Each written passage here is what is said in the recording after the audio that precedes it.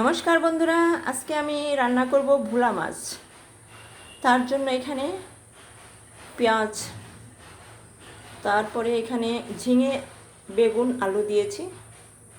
আর এখানে মশলা আদা, জিরে, ধনে, লঙ্কার গুঁড়ো, আদাটা গ্রেট করে নিয়েছি, রসুন কুচিয়ে নিয়েছি। একদম সিম্পল রান্না।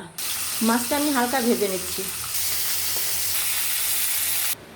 আস্ত জিরে ফোড়ন দেব। মাছগুলো ভাজা হয়ে গেছে,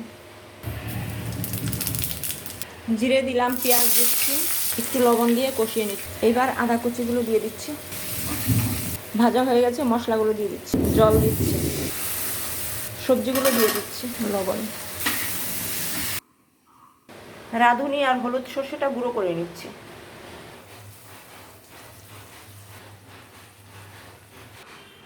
জল দিয়ে দিচ্ছি,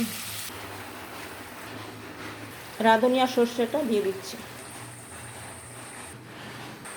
আমার রান্না শেষ। এভাবে রান্না করলে এক থালা ভাত খাওয়া যাবে।